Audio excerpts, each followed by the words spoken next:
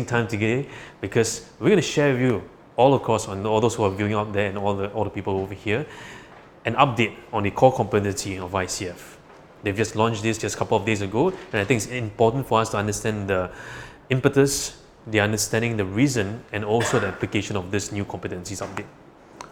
Do you want to know about updates? Sure. It will impact us. It will impact all of you. Okay. Yeah, in the transition. Yeah, you guys are in the transition phase. So I'm going to share with you guys the difference between the 11 competencies and the new updated competencies that ICF have done. So what has happened over the last 25 years when ICF existed, they have spent the last 2 years with over 1,300 different coaches from around the world, from both from ICF community as well as outside of ICF community, to really look at the entire competency list. And they have came together and say, hey, we look at it and I think we need to refine it. So just a couple of years ago, they also established what we call the Pcc Markers, right? Pcc MCC level. So Pcc Markers, where we have subject matter experts to break down the entire markers to give the evaluation more specific notes for them to mark, to grade students. How do we know you've achieved Pcc Markers? Not based on whatever I just say it is, but there's several characteristics we're looking for. So they've discovered 40 over different characteristics, and today ICF as a whole is proud to present a brand new updated model in hopes to capture and encapsulate the ever-changing domain and economy that we're facing. So in this new update, they hope to capture in what we call a global cultural shift, bringing new dimensions from both Eastern, Western, and all kinds of cultures to integrate them together and to respect diversity as well. So let me show you, and then what we've done here. Again, this is my interpretation of things, but because what will happen is that over the next several years and several months and weeks, ICF will provide new updates to the competency as well. So this is just my analysis of what I think that of how we should approach the ICF core competencies. So for those of you watching here, right, this is just my interpretation, right, of what and how it's relevant to the 11 competencies and the 8 new competencies of the ICF. So let me explain to you, okay. For those of you watching, you wonder what they're doing. They're actually taking out their phones and everything, okay. So for those of us tuning in all the way from all over the world, I encourage you to be part of this journey as we transit to 2021 and 2020, as we encapsulate and assimilate these new competencies into our coaching practice. Now, for those of you who are coaches or becoming coaches, this is important for you to understand the different concepts and different notions that are different. So, in the 11 competencies of ICF, we have the standard 11 that we all know and familiar with. And for those out there, I've been teaching you applying the coach model as well to understand these competencies. So what we want to know is the updated core competencies is 8 different core competencies. In this 8, ICF has evaluated that these are different, these are areas for coaches to work on and to improve. For example, one is demonstrating ethical practice. So how I see in relation to our current practice is this. So let me read to you ICF's definition for it. Okay, and I think it's important for you to hear this. So ICF's definition for demonstrates ethical practices, understands and consistently applies coaching ethics and standards of coaching. Understands and consistently applies coaching ethics and standard of coaching. So this ties in really closely with the current one, meeting ethical guidelines. So it's not just meeting the ethical guidelines. I think ever more in this global economy is all about ethics. Yeah, even more accountability is sought for. Think about Enron. Think about the financial crisis. Think about what happens locally and even in Singapore with cases of the universities and different other issues that we have faced so far. Ethics has become the core of all things. Now, why is this so important? When we talk about the vertical and the horizontal axis, on the vertical axis, when we seek for autonomous culture, we neglect what's happening on the vertical axis. Where does our morality come from?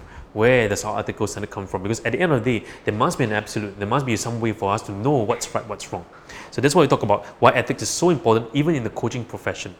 The second one embodies the coaching mindset. This is something that is, I think it's a really good input, but if we look at the current core competency, there isn't something like that yet. Right? So the updated competencies have shown us that there's this component called embodies a coaching mindset, and it says this. It says that it develops and maintains a mindset that is open, curious, flexible, and client-oriented.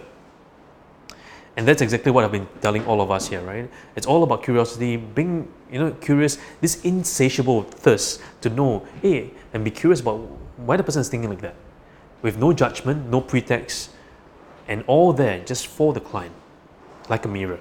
So having the coaching mindset is key.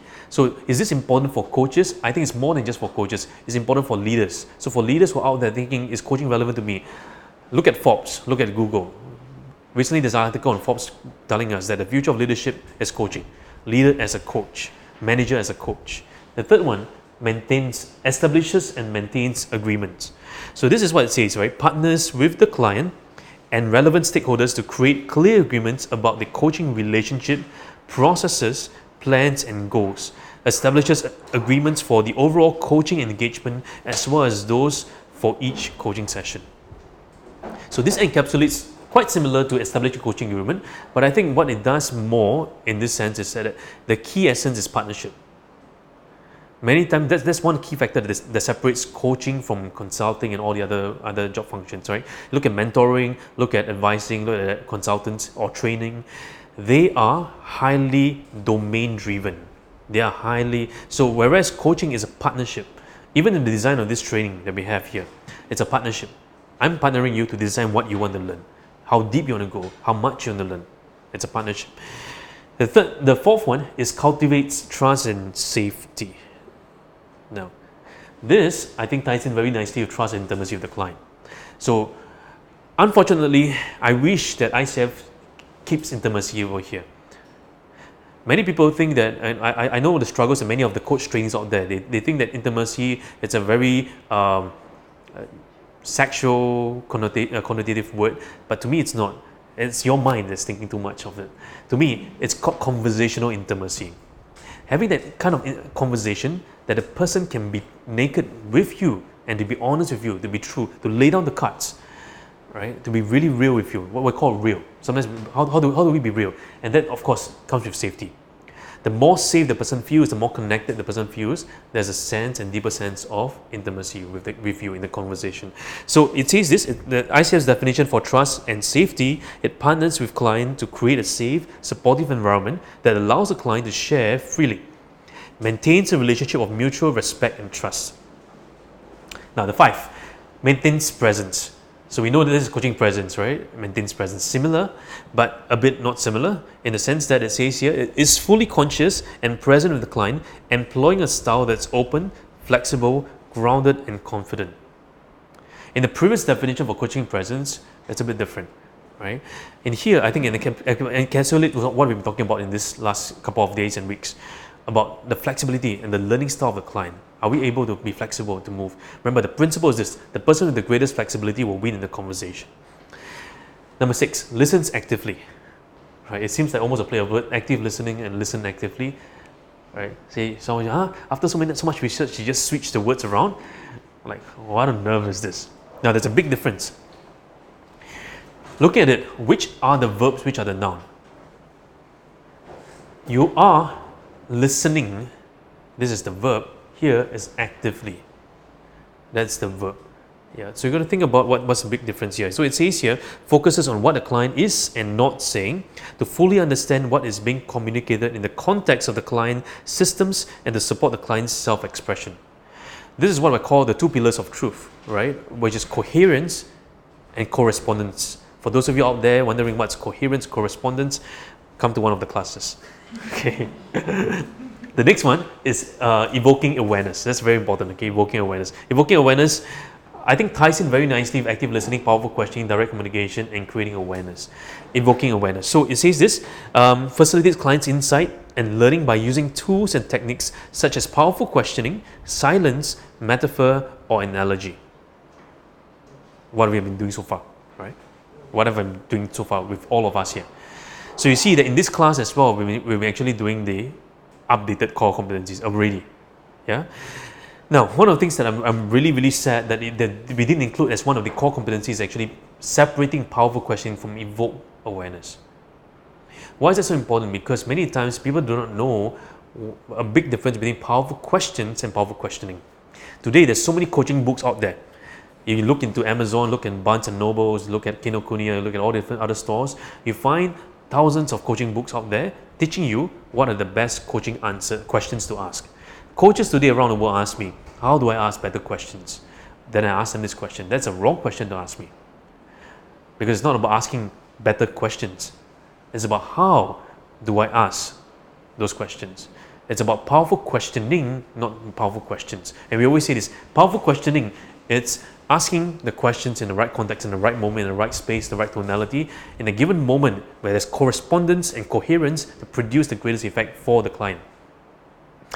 Come to one of our advanced classes and you'll learn more about this. Okay, now that's evoking awareness. And finally, in the competency number 8, I think this is very beautiful. It's called facilitating client's growth. And it says it partners with the client to transform learning and insight into action, promotes clients' autonomy in the coaching process. Meaning to say that in this whole process, it's always client focused. I'm always focused about the client, what the client wants, how do I help the client, how do I empower the client. So here nicely ties in with all these competencies, 9, 10, and 11, right? We actually facilitate the whole process. So it's less dogmatic, it's less formulaic.